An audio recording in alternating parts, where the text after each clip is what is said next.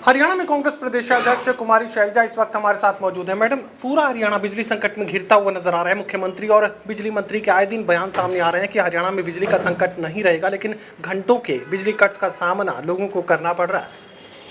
आपको मैं याद दिलाना चाहूँगी कि इसके बारे में केंद्र सरकार को भी राहुल जी ने भी पहले इसके बारे में वार्निंग दी थी।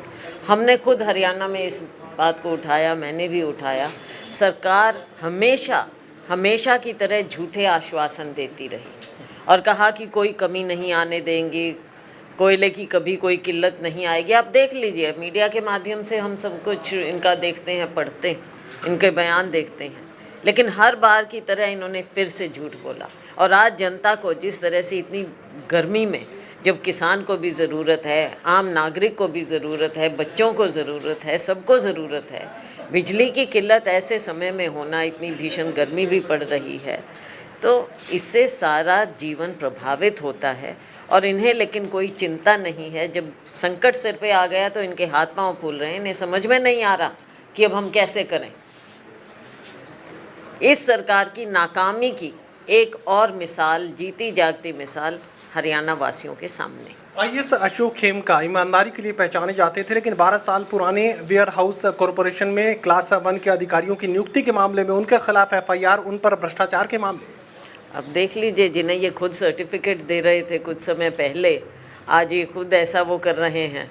अब जनता के सामने ये बातें हैं। हम कौन होते हैं किसको सर्टिफिकेट देने वाले, या किसी को कुछ। सरकार इस चीज़ को अपना भी बताए कि कैसे इतने साल तक इनकी आंखें मीची रही, और जिस अधिकारी को इन्होंने कहा कि ये सबसे ईमानदार अधिकारी हैं, आज उनके खिलाफ इस तरह की बातें क्यों हो रही हैं, क्या हो रही हैं।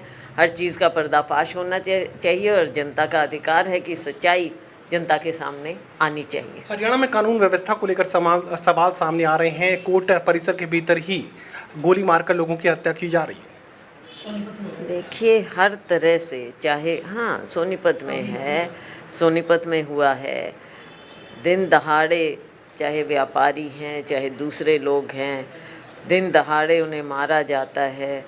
दिन दहाड़े क्राइम बढ़ता चला जा रहा है। ऐसे लगता है कि किसी को कोई डर नहीं है। जो हमारी एजेंसियां हैं, ये क्या कानून व्यवस्था हरियाणा में दे पाएंगे।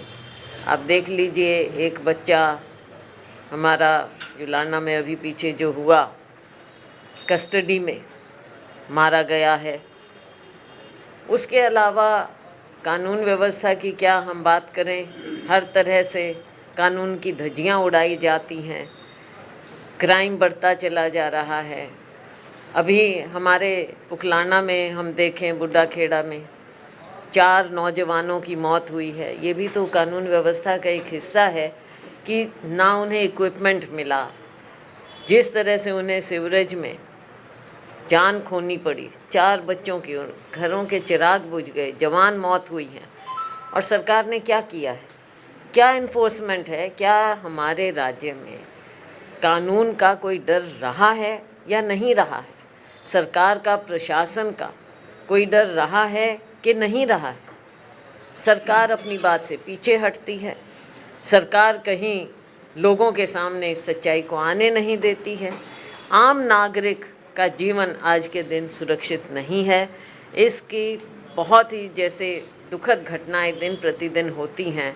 आप समझ सकते हैं कि हरियाणा में क्या बदहाली हो रही है। मेरा आखिरी सवाल, कांग्रेस पार्टी आला कमान को इस्तीफे का ऑफर आपकी तरफ से दिया गया था, उस ऑफर पर कोई फैसला हुआ क्या? देखिए, ये सारी बातें हमारी पार्टी की अंदरूनी बातें हैं, और जो भी बात होती है ये हमारे पार्टी के अंदर हाईकमांड के और सभी हम लोगों के बीच की बातें होती हैं। क्या हुआ या क्या नहीं हुआ, उसके बारे में मैं कोई टिप्पणी नहीं करना चाहूँगी।